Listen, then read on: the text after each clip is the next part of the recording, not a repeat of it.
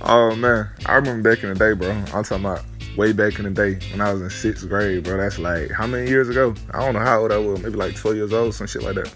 11. I don't know. It was not cool to be no African back then, bro. I don't care what nobody tell you, bro. I don't care what nobody tell you what you see now. How like it's cool to be an African. It's cool to be just be you and shit like that, bro. Back then, bro, it was not cool to be no African, bro. I don't care what nobody say, bro. I went through it, nigga. I lived it, nigga. So I could tell you, it was not cool to be no African back then, bro. Bro, I'm talking about, bro. We went through hell. When I say we went through hell, bro, Africans, bro, we went through hell, bro. In middle school, elementary school, any of my cousins would tell you, bro. I've talked to my cousins, bro. I've talked to my cousins, my friends who African. We went through it. I'm talking about every one of us, bro. Not just one of us, all of us, bro. Anybody who had them names, bro, like that, the real African names, like that you gotta say like 3-4 syllables, like you know what I'm saying, like 3-4 syllables, bro, like Mbunku or something like that, where it's like 3 syllables between your name, 4 syllables between your name. Bro, it was hell for you, bro. And you had one of them first names that was like 5 syllables, 3 syllables. Like I got a name, my name Amomosa, bro. You feel what I'm saying? Like names like that, bro. Bro, it was tough for you, bro. It was tough, bro. It was tough. I'm not gonna lie, bro. I remember it was like 3rd through 5th grade. I went back to Nigeria. I went back to Nigeria for like 2 years, bro. 2 years to go to school out there, bro.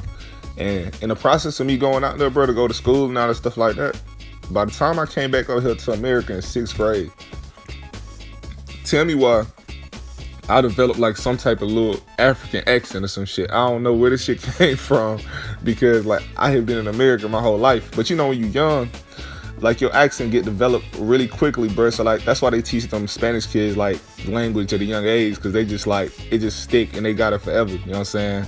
So literally like I went to Africa for 2 years. I don't know, bro.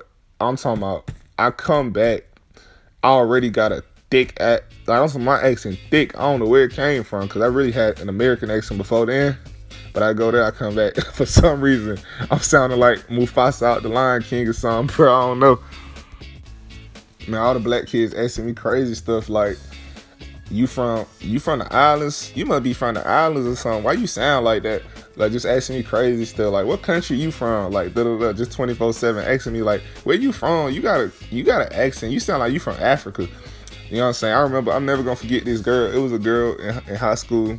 No, not high school. I'm tripping. In middle school. Her name, I ain't gonna say her name. You know what I'm saying? Cause like, no, I ain't gonna say her name. But it was this girl in 6th grade, bro. Bro, she used to give me hell, bro. When I say she used to give me hell, bro, she used to like always roast me, bro. Like just every day, bro. Like she'll walk by me. She'll be like, ugh, move out the way. Ugh, you smell like you from Africa. Like,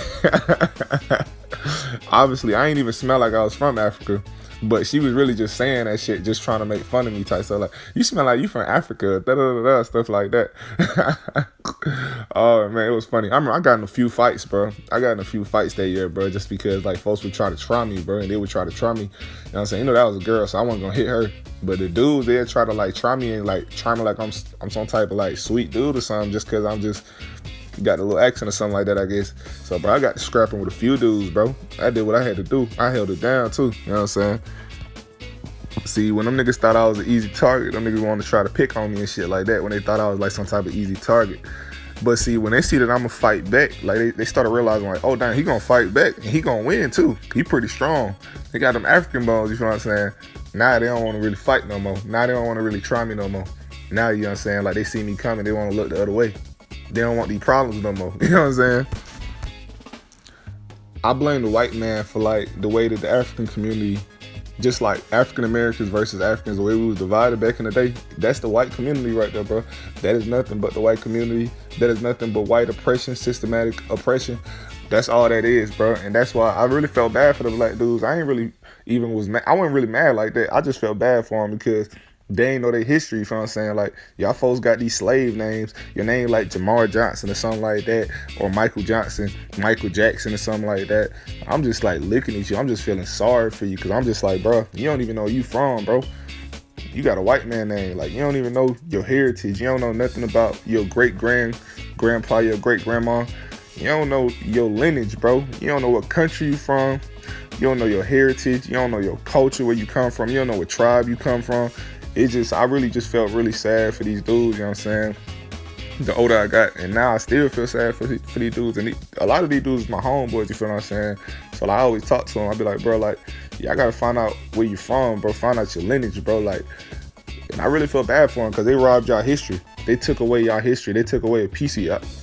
They took away a piece of y'all life forever that y'all can't really never get back. You can use Ancestry.com, but really, bro, let's be real. That's some bullshit. That's for them white folks and them Europeans. That shit ain't for us, bro. So why is it cool to be African now? Like, that's the $1 million question. Why is it cool to be African now? Why is it cool to embrace the African culture now the way everybody embrace it? The way we've seen Colin Kaepernick embrace it. We've seen everybody embrace it.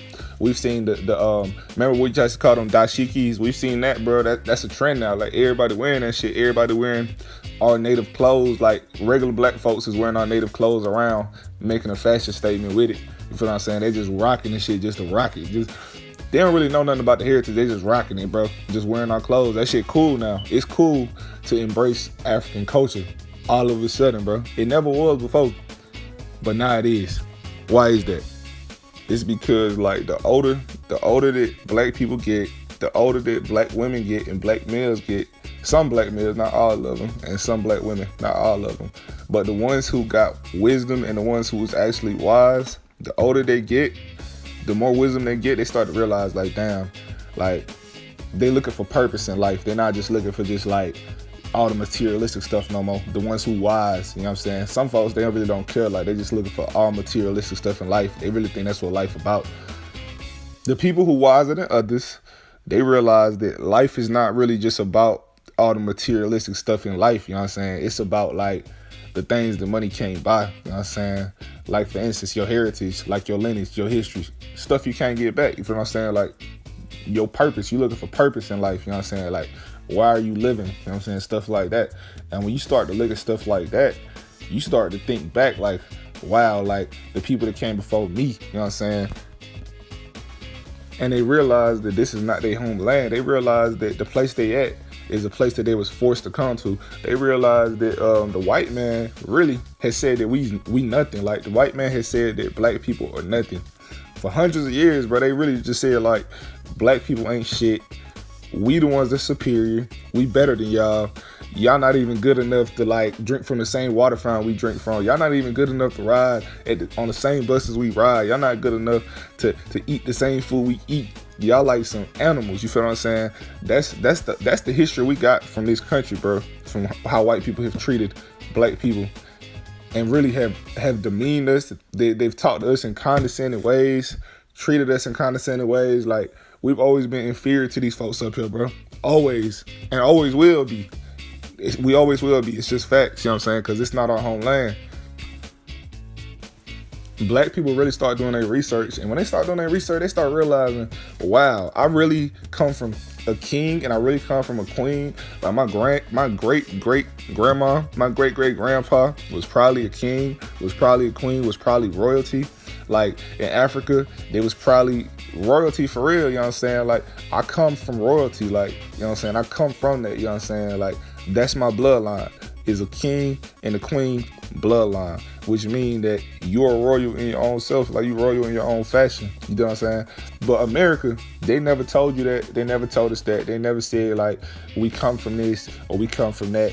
They never told us our history, bro, and told us where we come from, bro. In history class, bro, they would talk about Martin Luther King and all that stuff. Yeah, that stuff good, bro. But where did we come from, bro? Where did we come from, bro? Like, where's our bloodline from? Like, they never told you that in school, because it's the public school system and it's flawed and it's systematic oppression built to keep us down forever. So why would they tell us that? You feel what I'm saying? There's some folks that still don't even know that till today. Like, some black folks still don't even know where they come from. They still don't know that they come from kings and queens and from, like, royalty. You feel what I'm saying? They still don't even know that, bro. And that's why you could tell by the way people act if they know where they from. You know what I'm saying? Like, you could really just tell, like, the dudes, by the way they treat women, you could tell, like, if they know where they from and if they know who they addressing, you know what I'm saying? The reason that African men is really, really desired by these black women nowadays is because like African men really know how to treat women. They really treat women really, really good. And the reason of that is because one, they was raised right. They was raised by a mom who obviously, bro, she's a queen of herself. Like she raised him in the right way. The dad, a king in himself, he raised the dude in the right way. Most Africans come from two-parent households, so it's not like most broken homes of the African American community. You feel what I'm saying? And I really don't like that term African American because like if you really accepting that African American term, you really tripping, bro, because you're not American, bro. And that's just the lie they try to tell you, that you African American. Nah, bro, you African, bro. Fuck America, fuck all that extra shit they try to give you, all these labels and shit, bro. It's just facts, bro. African man knows how to treat a black woman better. I'm not saying like black men, some of them don't know how to treat a black woman right, because if they raised in a two-parent household with like a good upbringing, yeah, they know how to treat women right too. But most of these dudes, they come from broken homes, and that's one of the goals of the white folks and the folks from back in the day. They always wanted us to have these broken homes. You feel what I'm saying? That's why they got they got abortion clinics on every corner of like the hood, for real, bro. They want us to abort the babies. They want the black race to just be like declining steadily till it's just extinct eventually. You know what I'm saying? So they know what they've been doing forever, bro.